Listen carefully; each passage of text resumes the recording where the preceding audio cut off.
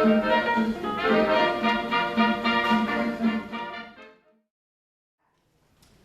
now time to introduce our speaker, who I know you're all excited to hear. Robert Wenzel, the voice of the Massillon Tiger Swing Band, will today recount the history of the Massillon High School Band in celebration of its 100th anniversary. Wenzel, who holds a BA in History Education from the University of Akron, is a lifelong Massillon resident and a graduate of Washington High School. He is in his 38th season as the volunteer voice of the Massillon Band. He is in the 40th year of employment at the Clinical Lab at Affinity Medical Center and his 15th year as a board member and volunteer for Washington High School Alumni Association, which he previously served as president. He volunteered 21 years on the Picnic in the Park Committee for our city, and during the 175th anniversary of St. Mary Catholic Church, he is proud of the fact that his family has been part of that parish for 162 years. So, I know you're all eager to hear Bob, so without further ado, I will go ahead and introduce him. Bob Wenzel.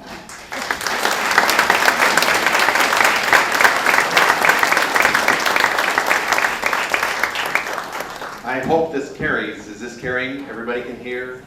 Good, because what a crowd, what a tribute to the Massillon Tiger Swing Band. As I look around, I should be sitting and listening to you folks talk, because you are the ones that marched and put in the hard-earned hours during the summer to produce a show for the football games and other venues over the years. And you are the parents of the kids who had to get to practice, get home. You had to put up with all the drama about what the kids do. And believe me, drama has been part of the band, I believe, ever since it started. Kids, you know, and all the social pressures. I myself was never in the band. I was in R. Byron Grice's choir at Washington High School.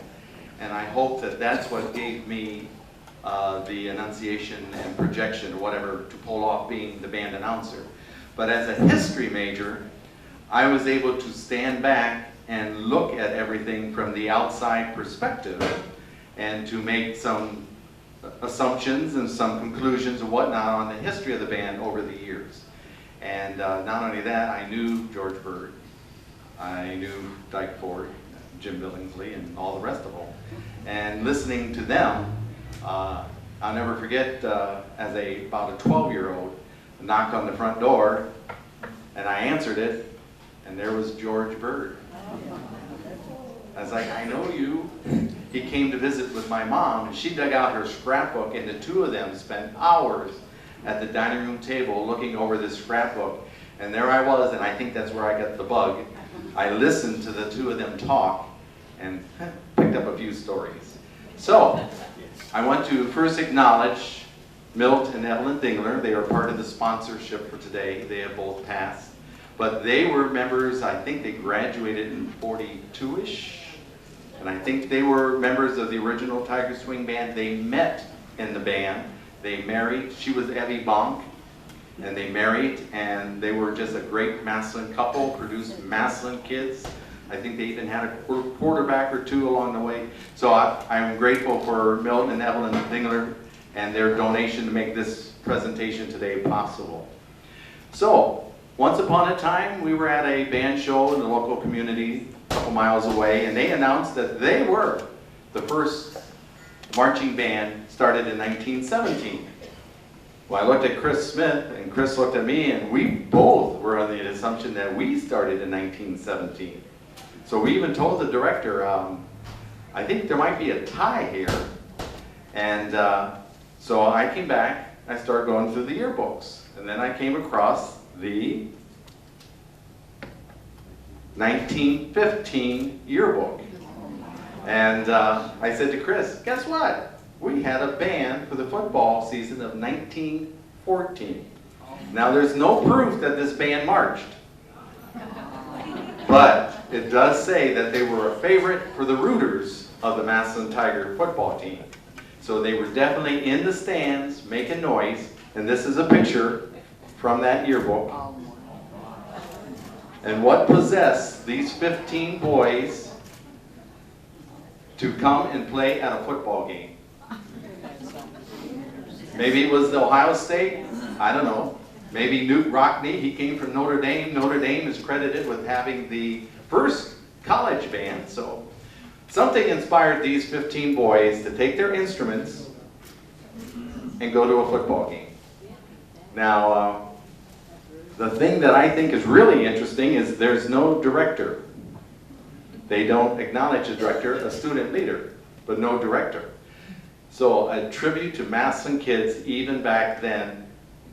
They love their football, they love their whatever that is. They got together on their own and formed the first band. Now in the ensuing years, I have been challenging everywhere I go to find a band that beats us. And to date, I have not found anywhere.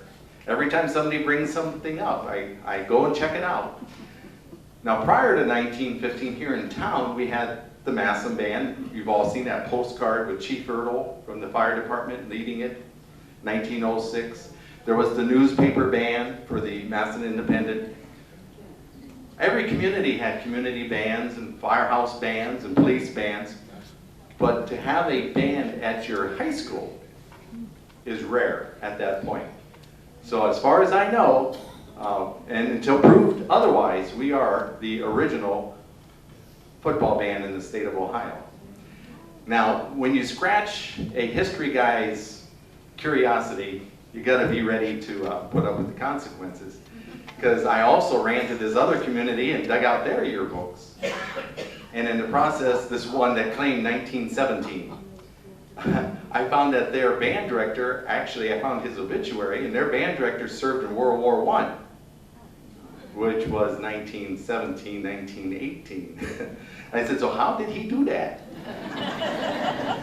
So I found their yearbook, and he didn't arrive to that school until 1919, and their first band that I found in the yearbook was 1926. So I kind of passed along the information, and I think they, just like others, were so enamored with a local band that they confused the two. I think this was a city band that got confused with their high school band. So, but that's where hopefully I've checked my facts out over the years. And another thing that is really interesting with you band folks is you confuse your graduation year with the year you were in the band.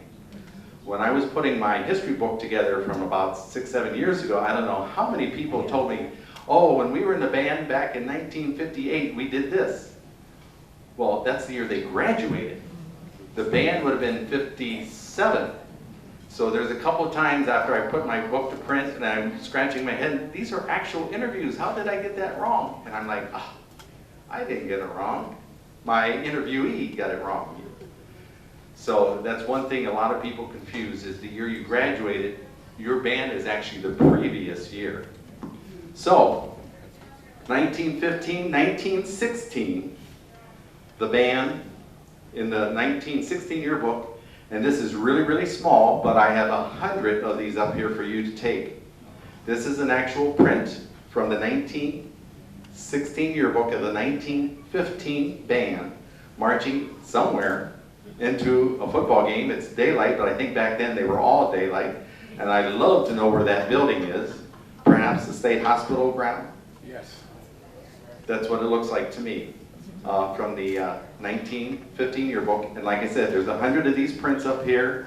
If you're here in couples, just take one. And of course, there's 133 of you here, so eventually we're going to run out, but don't fight going out the door. So the band is around for those 2 years, and then I lose track of it. 1916, 17, 18. My guess, educated guess as a historian, World War I and the flu epidemic put a hiatus on the Massillon Band. My guess, maybe they existed and nobody took a picture. I don't know, but we can't assume really one way or the other. My cheat sheet. So then in 1919, 3 students, Graydon Underwood, Theodore Stokes, and John Dangler. It says Dangler with an A, so I don't know. I'm going by the spelling from the yearbooks. They got together and reformed the Massillon Band in 1919, and it became a fixture at the high school ever since. The first drum major, Albert Giltz, and he was the school janitor.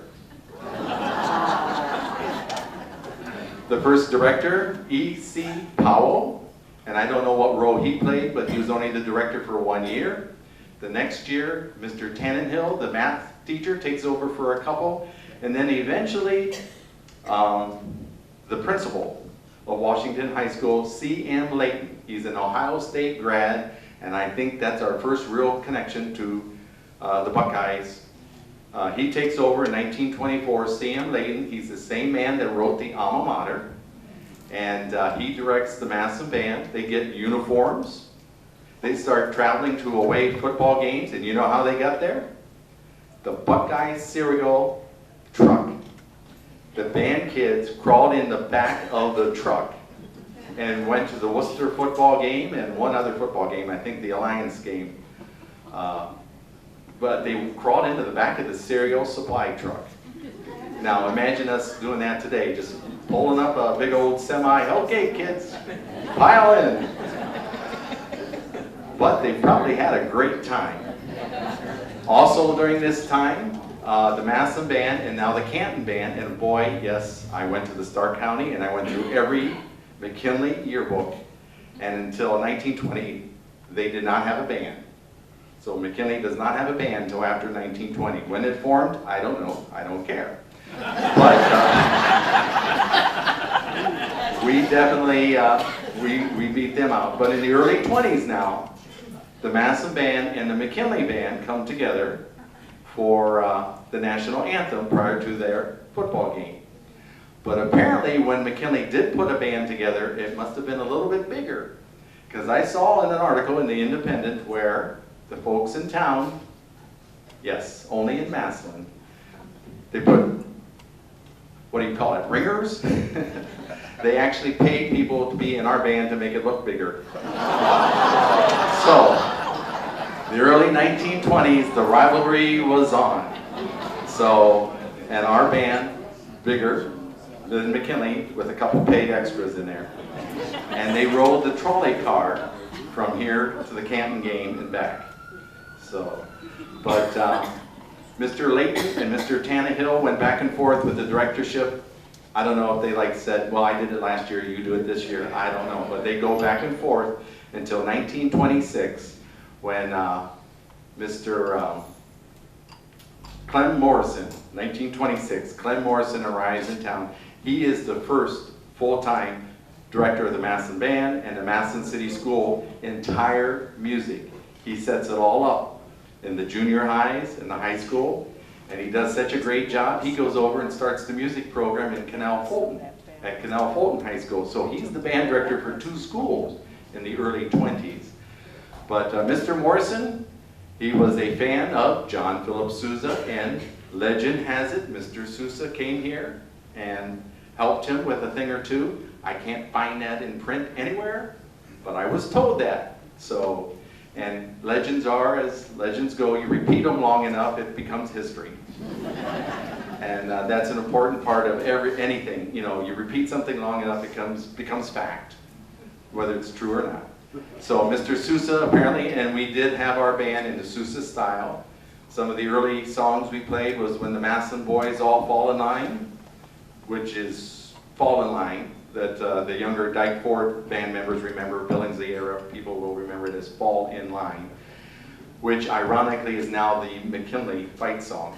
That's what they use. When you hear the McKinley band Fall in Line, and I'm like, that was ours back in the 1920s. But it is one of those school songs that is shared by everybody. Just like our Massillon Will Shine that we played today. That's the New Philly fight song, and several other schools' fight song. Our School Will Shine. It's an old school favorite, and we use it at, you know, we have used it for many years, actually, as the opening, as our band comes out and marches downfield. So back to Mr. Morrison, the band grows. It's actually in Class B competition in the spring. State competitions are starting to pop up. They play at the premiere of many things, the Red Cross, the Armistice Parade. They actually opened up the Massillon Field on Schreiber Avenue. They helped dedicate the opening of the Massillon Field. So the Massillon Band now is part of everything, and they grow.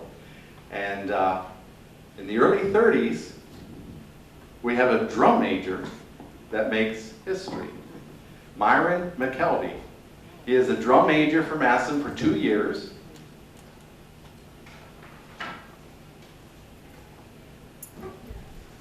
And then, while he's trying to make money, he's a Massillon post-grad drum major for 2 more years.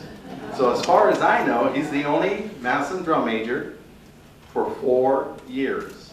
And this is the 1930s, the Depression. He stayed local, was trying to make money, and he went to the Ohio State University. This is a picture of him in the Columbus newspaper leading as the drum major for the Ohio State. I believe he was number 2, possibly number 3, to have led Script, Ohio, down at Ohio State. But our most famous band alumni is actually before swing, which is a remarkable thing. This is our probably our singular most famous band alumni, led as the drum major, the Ohio State Band, and it's before swing. Now, he's also credited, you know how the tuba player takes a bow? While leading the band in Script, Ohio, he got to the spot too soon. There was 4 seconds to kill. Tuba player didn't know what to do, took off his hat and took a bow. The fans loved it, and that stayed in. So every time you see that, Myron McKelvey and his boo-boo led to a tradition at Ohio State. It says here, march downfield, that's always good for the touchdown in the eyes of Ohio State fans, is one done by Ohio State band drum major Myron McKelvey, high-stepping Massillon lad who is a senior member of, I'll kill this one, Acacia Fraternity. His sister, Pauline McKelvey, oh, here I go. Her husband was the teacher. McPeak, exactly. Pauline McPeak. Some of you will remember her from very active in the Alumni Association. That was his sister. So, alrighty. So football is humming in Massillon. It's the 1930s. We got a coach by the name of, oh, here I go again, Paul something. Well, it was almost forgettable. He dropped his first 2 games to McKinley, and then something fantastic happened. He started to win, and win big. Now, Paul, L.J. Smith, and Mr. Kemp were pretty good friends, and they would go to college games. They went to Ohio State games, and they went to the Pittsburgh game, and they said, you know, while our band is good, and bands at this time, they march. Sousa style up and down the fields, they form letters, they have crowd cheering. Our band was playing American Patrol. They actually played a version of Tiger Rag prior in the 1930s. So yes, our band was a good band. It was a good band. But Paul Brown and L.J. Smith and those guys said, let's take it up a notch. But what do we do? L.J. Smith knew somebody. He knew somebody from southeastern Ohio. 1938.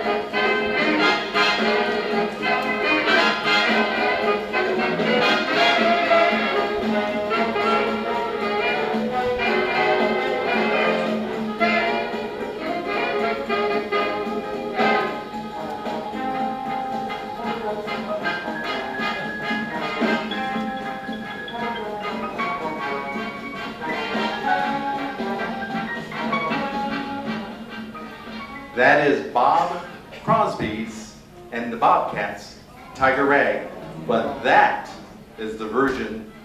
Okay, I can't say the word.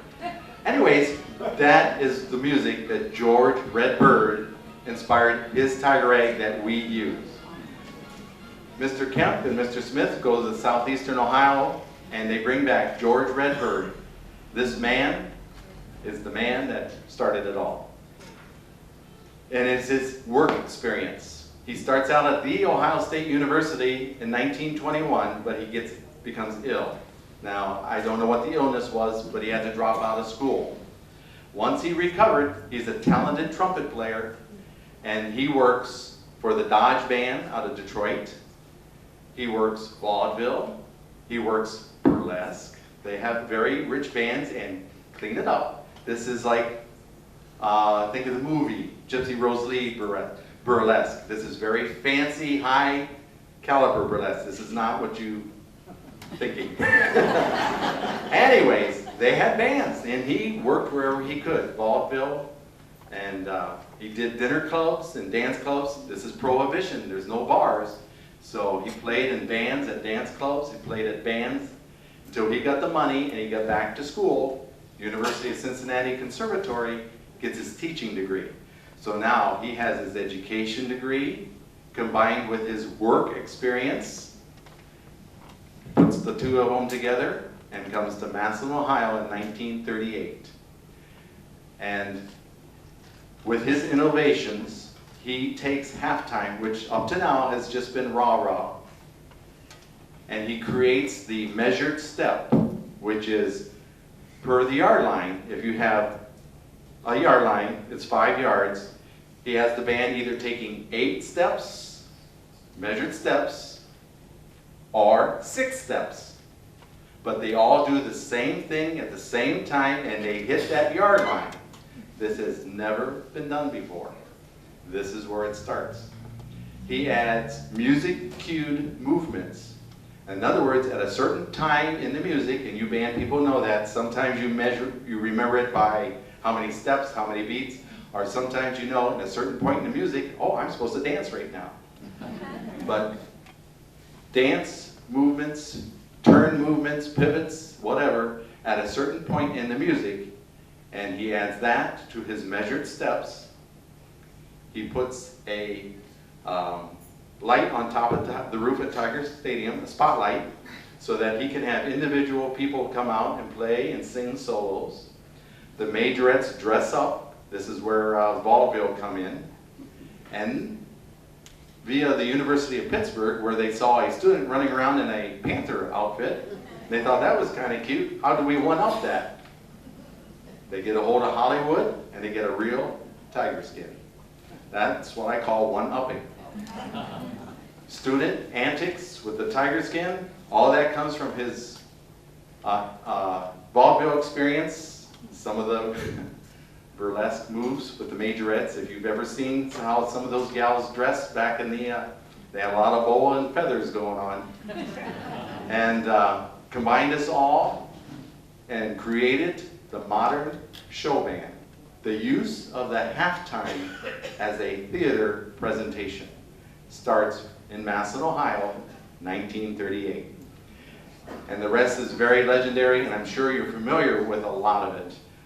They just start off, they are just striking, they're fast. Nobody ever marched that fast before. They put on a show beyond just school songs and military reviews. They actually put a show on, and they use all sorts of props, and it's just a great thing because we were the only ones that had it.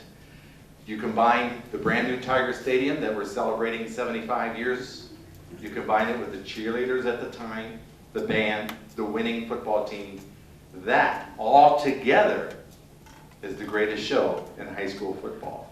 Every facet of that. So, a couple years go by, and I'm trying to squeeze. I keep looking at the clock.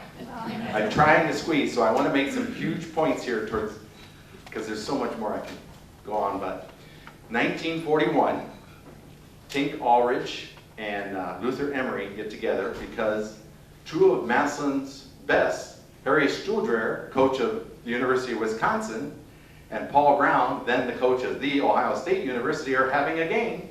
And the Wisconsin band can't travel because already, this is the fall of '41, things are already being rationed. And so the University of Wisconsin band can't make the trip. So these guys called Paul Brown. Paul Brown asked the administration at the Ohio State, and they said, no, there's not going to be a high school band marching at the shoe. So absolutely not.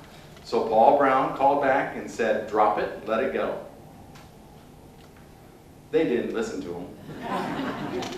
Luther Emery and Tink Ulrich called Harry Stuhldraer, and he said, what a grand idea. Luther Emery put it out over the AP that the Massillon band was going to represent Wisconsin before Paul Brown ever had a chance to say, what are you doing? The things legend are made of, but that's the true background story. One of the greatest appearances for the Massillon band at the Ohio State wasn't because of Ohio State. It was because of the University of Wisconsin and Harry Stuhldraer. Well, we get down there, there's 55,000, I think, somewhere in that neck of the woods in attendance at the game that day. Ohio State wins, but the Massillon band showed up, the Ohio State band. Now everybody says, yeah. That's just what you people say. However, we spelled out the letter of Paul, we spelled out the letters Harry, we did South Rampart Street, we did our Tiger Rag, we did the measured step, the music cued movement, and the Ohio State band said, no, they showed us up. And how do you know that? The next school year, 1942-43, they send a student teacher from Columbus all the way up to Massillon, Jack Lee, to learn George Bird's methods. That's how you know we showed up the Ohio State band, when they send a student, and that's fact, that's history. So, bragging rights, back it up. There you go, we just backed it up. They send a student, Jack Lee, up. Mr. Lee figures it all out and takes that back. In 1946, Ohio State band is reorganized. It's taken away from the military aspect of the university and becomes part of the music school, and they debut measured steps. But they add one thing to it. They have a knee lift that is 16 inches or something, 14 inches. They have a knee lift. We do not have the knee lift. Our measured step is a stride. At the Ohio State, it is a knee lift. So they take their stride with the knee lift. So that's their take on it. So yeah, they added the measured step with a knee lift. So now you know the rest of that story. Mr. Lee goes on to the University of Michigan, goes on to the University of Arizona, and it becomes widespread then. The method, George Bird's method, in the university level. Back to Massillon, Myron McKelvey, the drum major, graduates and comes back as our assistant band director in 1939. George Bird has the high school. Mr. McKelvey has all three junior high bands. He goes from all three schools throughout the day. They marched in parades. They went to contests. George Bird did not believe in contests. He did not believe you should pigeonhole your students to certain music all spring, that they only play certain music all spring. He liked freedom for his concert bands. Myron McKelvey left here in 1942. He was George Bird's right-hand man. And he was the one that George Bird would get on a step ladder and look down at a football field. There was all these little bandsmen, all 64 of them. Myron would take a yardstick and move them so George Bird could see what it would look like from up high. And they said sometimes it would take till 4 o'clock in the morning on Sunday before they had the next week's show ready to go for Monday's rehearsal. And Myron left here in 1942. He went to Girard, Ohio. And then by 1947, he's at Barberton. Oh, so what is he doing? He's taking the same thing. So while we had the corner on the market for 38, 39, 40, 41, 42, suddenly now Girard has a show band, Barberton has a show band, Ohio State, so it takes off. So, and that's great. That is, emulation is the ultimate form of flattery, of letting people know that you've done something really good. So the Massillon Band takes off. Our first national experience, our first national exposure is the Philadelphia Music Festival in the late 40s. And then by 1956, January 2nd of 1956, we are the first high school band east of the Mississippi River to do the Tournament of Roses. And from then on, we just take off. But other bands are also taking off. Cuyahoga Falls, Dover, a lot of bands are doing our thing, which is good. So what happens now, especially in a day of age of now, is the Massillon Band still relevant? And I'm going to try to wrap it all up here because I got 5 minutes. I got a lot to do yet. So, largest television crowd, 1974, Jim Billingsley, Macy's.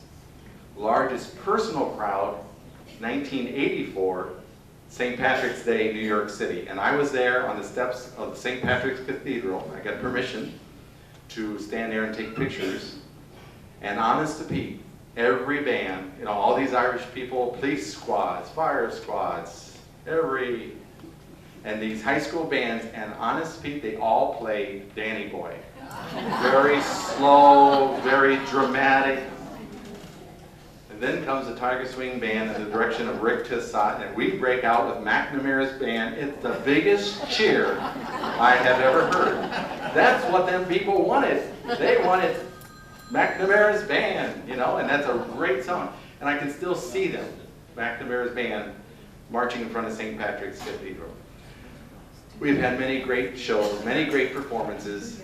I started in 77, 38 years, and it's just been, I'm just in awe of even our worst band, and we had a couple transition years. It's still better than a lot of high school bands.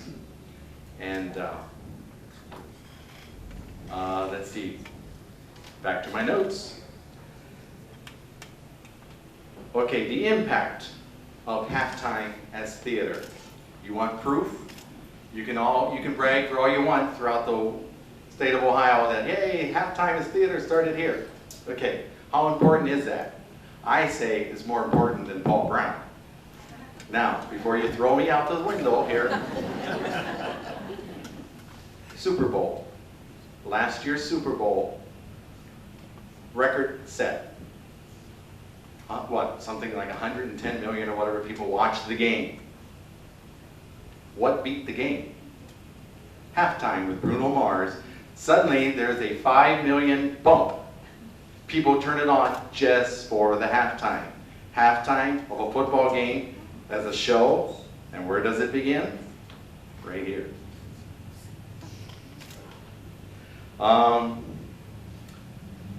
Another big thing, always make sure as we continue on for the history, we have lived through the history. A lot of you have been that history, have participated that history.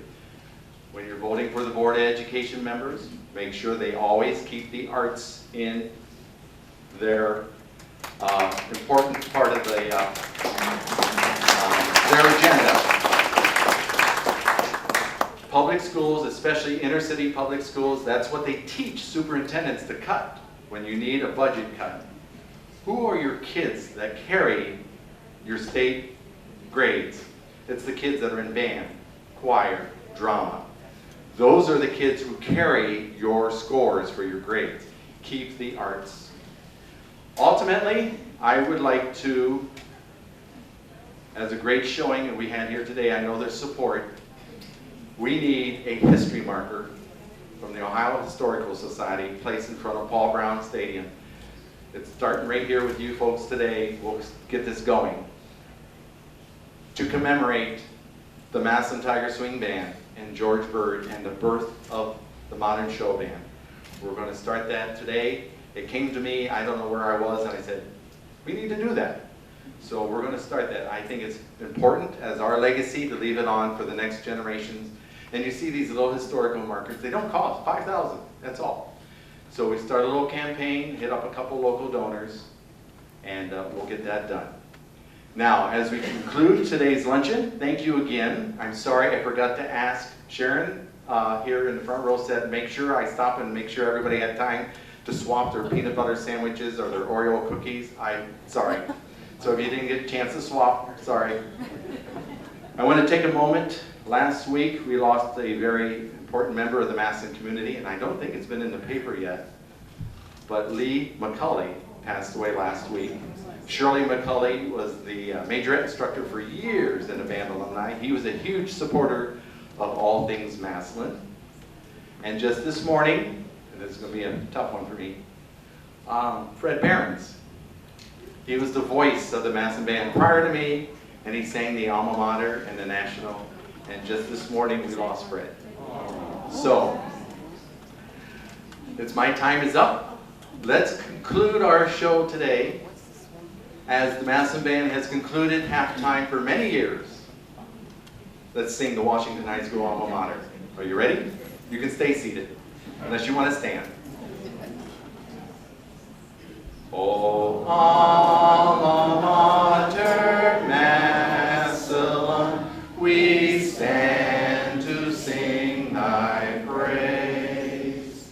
With hearts that thrill with worthy pride and thoughts of high school days, thy friendship's true, thy spirit too, a part of us shall be.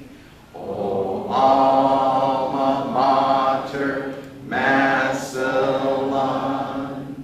we're true to thee, and through the long, long years to come, wherever we shall be.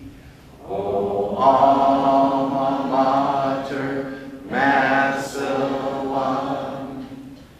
we're true to thee. Play ball. Fight, Tigers, fight!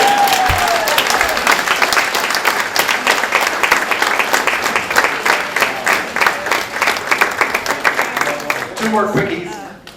1977, we bring George back to honor him.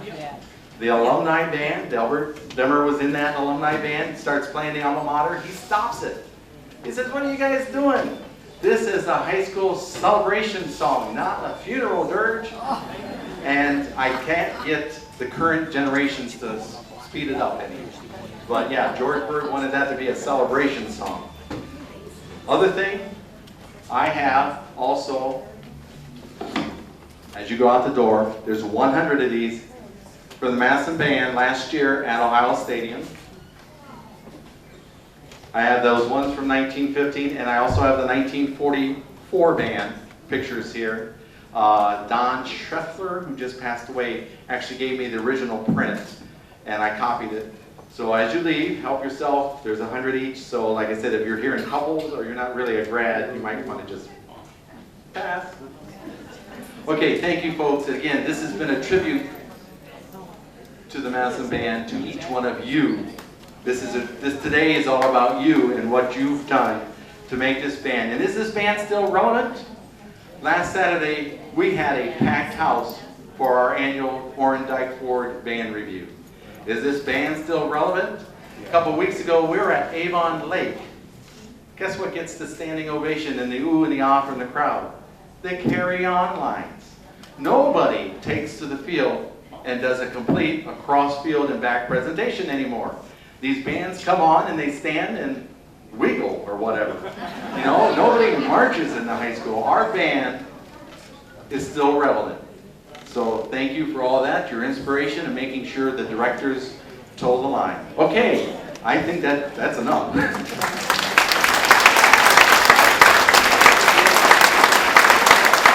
Bob, thank you so much. What a beautiful tradition you're helping to preserve. I know I learned a lot, and this was one of the very best brown bags we've had. I think people would agree. So thank you so much. Another round of applause for Bob, please.